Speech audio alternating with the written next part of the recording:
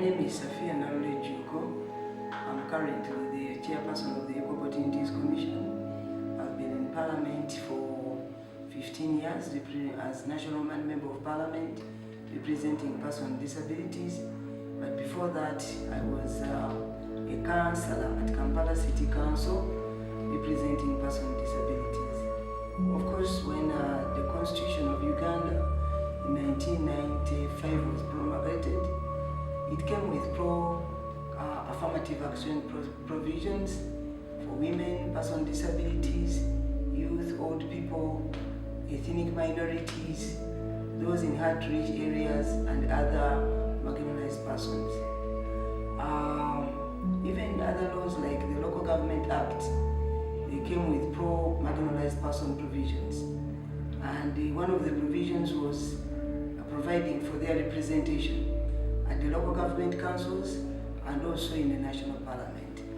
Other laws provide for appointment of marginalized persons at decision-making levels.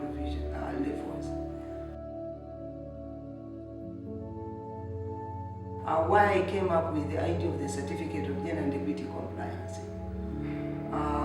When I was a councillor at Kampala City Council, of course I was the representative of persons with disabilities and specifically women with disabilities. The council, the local government councils like the parliament, work under committees. So we're only two representatives of persons with disabilities. And for me, I was sitting on the finance committee and my colleague was sitting at the social services committee. But there are also other committees like that of education, health, and others, infrastructure, tender boards, and so on. So it came a time when budgeting was on, and I was asking, where is the money for the education of disabled children? They told me that you go to the social services committee. I asked, where is money, for example, to purchase accessible labor beds for mothers with disabilities? They're telling me that you go to the social services committee. So the arrangement was that issues of all marginalized persons were designated to be worked upon under the social services committee. And yet this committee was the least funded. Ideally, these issues, the issues of education must be under the Committee of Education. They should be planned for and budgeted for under those specific committees. Issues of health of marginalized persons should be under the Committee of Health. You know, I struggled, but it didn't work out. Then I had the opportunity to go to Parliament. Parliament is an institution which actually performs the three cardinal roles. That is legislation, passing of the budget, and doing oversight. So I said that now I think I've reached a place where what I've been fighting for is being worked upon. So that's one of the agendas I had when I went to Parliament. I wanted to find a way to tell the whole world and to tell Uganda and the National Parliament that issues of marginalized persons do not only belong to the social services sector, but they cut across all sectors. They should be planned for, they should be budgeted for across all sectors. Unfortunately, even in Parliament, we are only 5 members of Parliament representing persons with disabilities. We could not belong to all committees of Parliament. We could only belong to 5 committees. Ideally, that was like meaning that the issues of persons with disabilities or other marginalized persons could not be actually considered in the other committees. I was appointed to be the vice chairperson of the Opportunities Committee. That was, I think, the last 2 years of Parliament, the 8th Parliament. By that time, majority of the technical staff in Parliament were not seeing the usefulness of the Committee of Equal Opportunities. And then they wanted to do away with the Equal Opportunities Committee.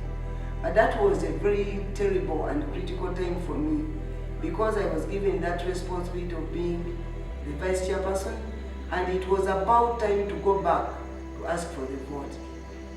And one time, discussion started under the Rules Committee that they wanted to do away with the Equal Opportunities Committee. So one time when I was crossing from one side of Parliament, that is the south wing to the north wing, there is a bridge. I stopped to think that, what can I do? What fundamental thing can I do to substantiate the continued existence of the Equal Opportunities Committee?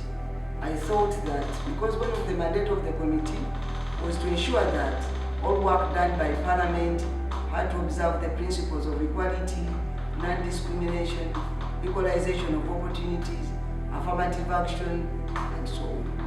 I came up with the idea that whenever Parliament is going to pass a budget, it has to cater for the needs, all the needs. Ideally, I first thought about persons with disabilities, because that was my direct constituency. And then when I thought about that idea, before the Parliament passes the budget, there must be a certificate of equity compliance.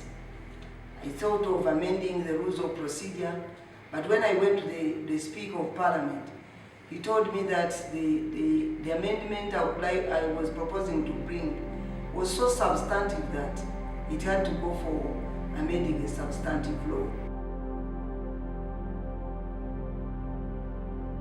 The 8th Parliament ended when I had not succeeded.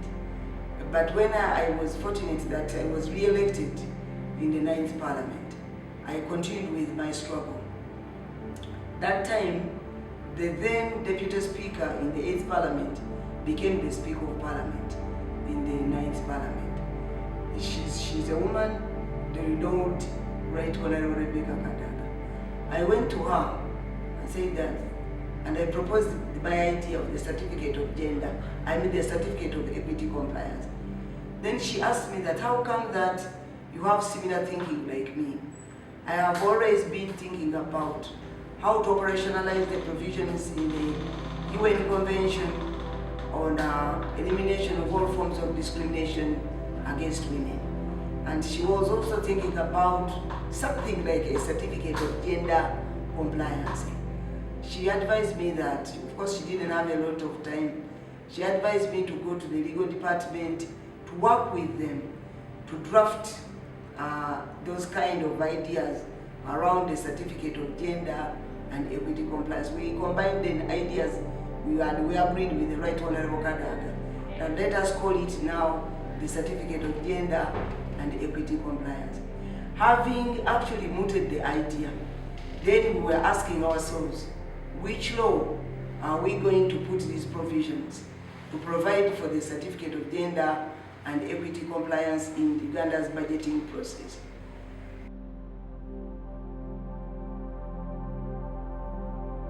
There was a law called the Budget Act. We thought about amending the Budget Act.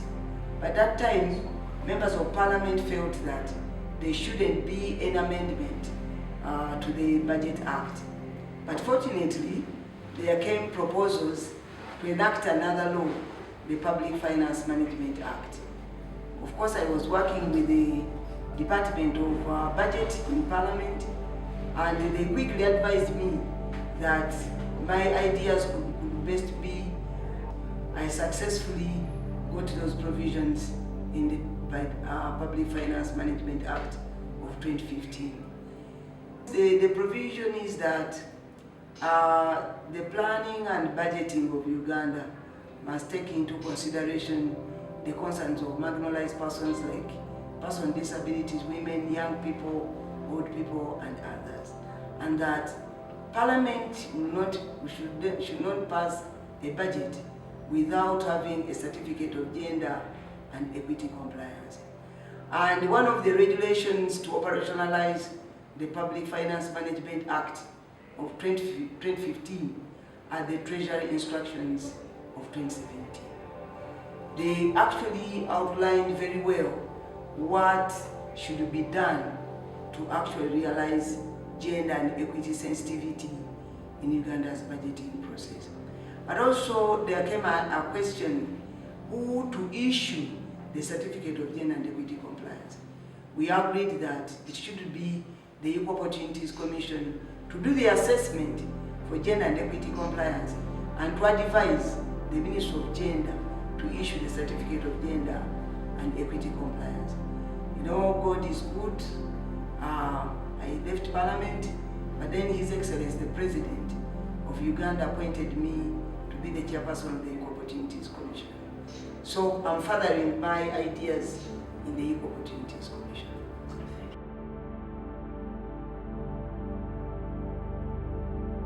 There is a lot of work that the Equal Opportunities Commission does.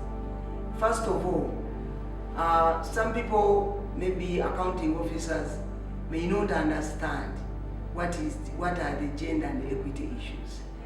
According to the Equal Opportunities Commission Act of 2007, the Commission is mandated, has a function of developing guidelines to guide government and public and private actors on issues of equalization of opportunities, affirmative action, for them to understand and appreciate. And for the gender and equity certificate, the Commission has to develop something like a checklist and training manuals, and then they train the different sectors in what are those gender and equity issues which must be provided for in the budgets and plans. And after that, the Commission does the assessment, and then afterwards they of course rank the sectors which have got the pass mark, and then they advise, the Commission advises the Minister of Finance to issue a certificate of gender and equity compliance. Without that, Parliament cannot pass a sectoral budget, neither the national budget. But even after the assessment and the award of the certificate, the Commission does what we call tracking. Yes, because it is one thing to put maybe the issues in the plans and budgets, but it's also another to actually go out and implement these gender and equity issues.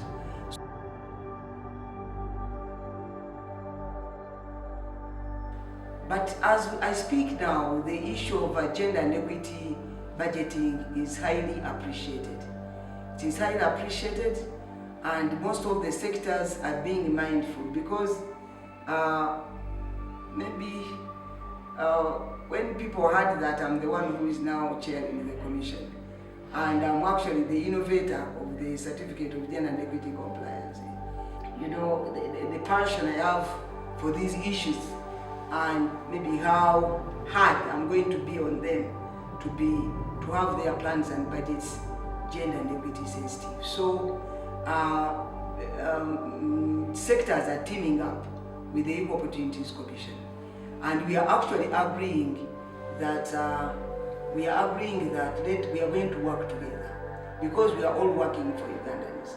So we are going to work together, come up with issues every financial year as a team. We take them to the different sectors, and then we share with them, say that these are the issues we'd like to see coming up in your plans and budgets. And when it comes to the assessment, these are the issues we are going to look out for. So the sectors will be set, we will be prepared to cater for that.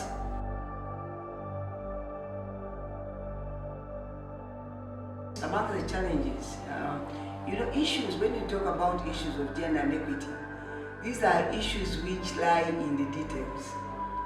It's very difficult for somebody who is making a plan to think about them, because since time immemorial, like the issues concerning persons with disabilities have not been about as a matter of development.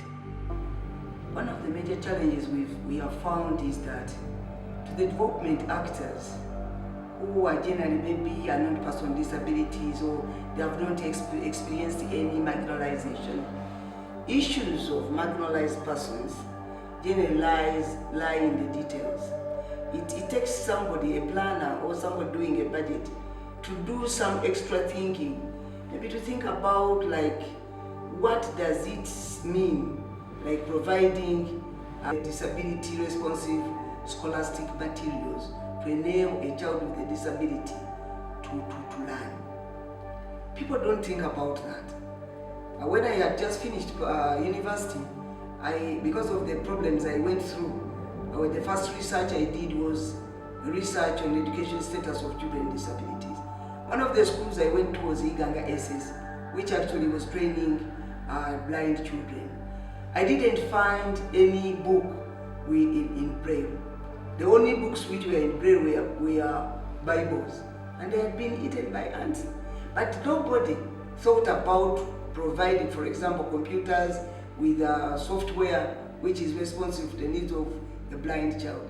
But now, as I tell you, government took computers to that school which can transcribe print into Braille, and of course the students could get the notes and read, and 3 of them passed with flying colors. One, Ejalu, got 20 points out of the marks at HSC. The other one got 10, the other one got like 12, 15. So, do you see how long it has taken for people to think about that? So the challenge we are getting with these issues is that they lie in the details. It needs one to take off extra time to think about what makes one to be excluded, or maybe what makes one to not to participate and benefit. That's the challenge which we actually have to work on. But as in the Equal Opportunities Commission, like what I found was like the staff were waiting for the sectors to do their plans and budgets, then they did the assessment, gender and equity compliance. So it has made actors to become even angry with the work of the commission. So what I'm introducing now is that let us be proactive. Let us study, for example, the programs now, because we are under program-based budgeting, and even the votes within the specific sectors. And we see those issues where where actually marginalized persons get excluded. The latest thing we have just done, we have been the first institution to do it. Uganda is now taking its development to the parish level, and it's coming with a strategy, a model, the parish development model. For us as the Equal Opportunities Commission, we thought that in order to act proactively, let us sit down, look at all the 7 pillars in the parish development model. We look at those issues which can lead to excluding some people, categories like disabled people, women, old people, those in hard-to-reach areas. Then we also propose mitigation measures which can be put in place to avoid exclusion. And then we also define the role of the Equal Opportunities Commission.